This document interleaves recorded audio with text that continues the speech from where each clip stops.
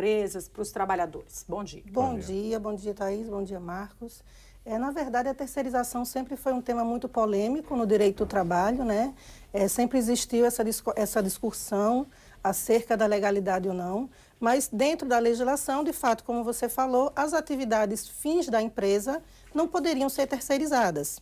Agora, com essa decisão recente do STF, né, que julgou uma DPF, julgou um recurso extraordinário, e essa decisão que o STF julgou, ela é aplicável a todos os tribunais do país, ela flexibilizou muito essa sistemática, porque ela permite agora que a terceirização seja aplicada tanto para as atividades fins, quanto para as atividades meio da empresa.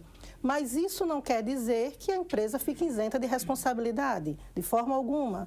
As empresas continuam tendo as obrigações quanto à higiene, à segurança do trabalho, manter aquelas instalações de trabalho seguras, né, para o trabalhador, da mesma forma que ela também tem a obrigação de fiscalizar a empresa que ela está contratando por meio dessa terceirização, porque a partir do momento que ela não fiscaliza, ela vai ser subsidiariamente responsável por todas as obrigações não adimplidas pela empresa que, de fato, contrata aquele trabalhador.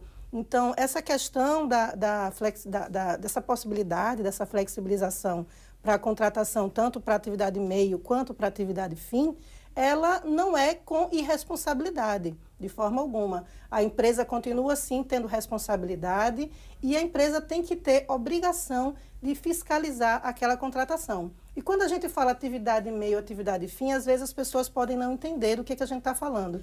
Se eu for dar um exemplo, uma instituição que trabalhe com ensino, ela tem professores como atividade fim, mas ela tem serviços gerais, ela tem segurança, que é uma atividade meio. O administrativo. O administrativo, exatamente. E aí o que é que ela pode? Ela pode hoje sim terceirizar todas essas funções. Para a empresa, o impacto tributário, digamos assim, vai ser reduzido, de fato, porque ela vai ter uma carga tributária menor, uma vez que ela está contratando uma empresa para prestar os serviços.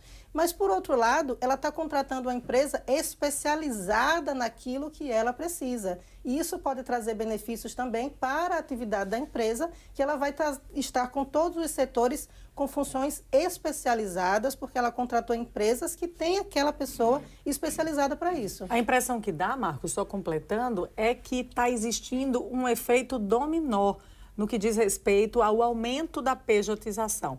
Porque se de uma ponta tem uma empresa que terceiriza e contrata outras empresas para prestar o serviço, essas empresas que fazem contrato de terceirização para prestar o serviço também fazem contratos com trabalhadores no sentido de prestadores de serviço com CNPJ. É o que eles costumam falar, que é a pejotização de ponta a ponta. Sim. E aí é onde tem que ter cuidado, porque se o trabalhador aceitou essa condição, é bom lembrar que parte das obrigações sociais passa a ser dele, né? Exatamente. O trabalhador tem que ter essa consciência de que, a partir do momento que ele é contratado como pessoa jurídica, ele, como pessoa jurídica, tem as obrigações também com a pessoa dele, física. As obrigações tributárias, as obrigações vinculadas ao INSS, tudo isso precisa ser analisado. E sim, a empresa, mesmo numa situação dessa, ela tem que fiscalizar, ela tem que cobrar dele, ela tem que ter essa atenção e esse cuidado, porque a partir do momento que ela não tem, repito, subsidiariamente, ela responde quando houver uma falha nessa situação do trabalhador não estar sendo amparado, não estar sendo feito de forma correta como a legislação trabalhista brasileira manda. A legislação trabalhista no Brasil sempre andou muito paralela à previdenciária, né? Sim. Com essa mudança de perspectiva, há perdas para parte a parte, já que previdência é algo que a gente só costuma pensar ali perto da parada, mas o caminho conta muito, né?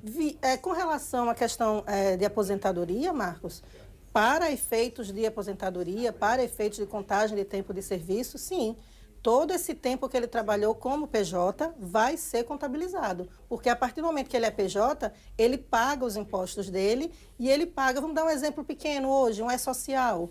Você, a partir do momento que está inserido ali no E-Social, você faz o pagamento daquela contribuição. E aquela contribuição, a partir de então, lhe dá direitos e lhe deixa resguardado com relação aos benefícios previdenciários. Dentro desse modelo de contratação terceirizada, os trabalhadores que prestam serviço, obviamente, não vão ter relação com a empresa lá da ponta que está contratando o serviço, mas vão ter uma relação ali de contrato de trabalho com a empresa que está sendo contratada. Esses trabalhadores que são ali terceirizados por meio de contrato e não CLT, eles podem, do ponto de vista legal, cumprir carga horária semanalmente, diariamente, está dentro do que é legal aqui no Brasil? Eles têm que cumprir a carga horária, porque em que pese eles não estarem vinculados, como você falou, nesse sentido contratual à empresa que é a tomadora de serviço. Como microempreendedores individuais, por exemplo. Mas ele tem o vínculo com a empresa. E dentro do contrato dele, como foi formalizado, ele tem que cumprir o que estiver no contrato. Se o contrato reza que ele tem que cumprir carga horária, ele vai cumprir carga horária. Mas tudo isso vai ter que estar delimitado no contrato. Isso não choca com o que é característico de direito trabalhista previsto na CLT, por exemplo? O choque vem da seguinte diferenciação. Quando eu tenho um CLT, um trabalhador pela CLT, eu tenho que, pela legislação, um exemplo geral, ele tem que ter 8 horas diárias de trabalho, 44 semanais, mas quem diz isso? A lei. A partir do momento que eu tenho um PJ, quem vai dizer isso é o contrato. O contrato vai me dizer que ele tem que prestar 6 horas de serviço por dia. Então, quem está me dizendo não é a lei, é o contrato. O contrato é que vai ser a lei entre as partes. E aí a gente já entra numa outra situação. Todo esse contrato tem que ser muito bem feito, muito bem amarrado. E as partes precisam estar cientes daquelas cláusulas contratuais. Inclusive sobre horas extras, porque há uma dificuldade quando se contrata nesse nível o pagamento da hora extra, né? Porque às vezes a empresa cria um horário entrecortado para aquela hora extra ser diluída, mas ainda com a permanência desse trabalhador. Tem que constar, Marcos, no contrato essa possibilidade. Vou dar um exemplo. Estagiário. Estagiário hoje ele não pode ter uma carga horária maior do que 6 horas. Quem diz isso é o contrato? Não. No caso do estagiário, quem diz isso é a lei. Mas aí a gente tem que ter uma situação. Tudo a gente vai ter que ver quem é a lei que está sendo feita entre as partes. A lei é, nesse caso do terceirizado, nesse caso do PJ, é o contrato. Então, você tem que deixar tudo delimitado. A legislação, então, não confronta o modelo terceirizado. Por exemplo, se na CLT tem previsto ali, a partir de 3 dias de cumprimento de carga horária fixa, caracteriza trabalho com carteira assinada. Então, e a lei não se sobrepõe a esse contrato? Não, a lei nesse caso não vai se sobrepor, porque ele está sendo feito contratação como pessoa jurídica e o contrato dele vai estar dentro, as regras do contrato dele, as regras que ele vai submeter no dia a dia vão estar inseridas no contrato que ele assinou.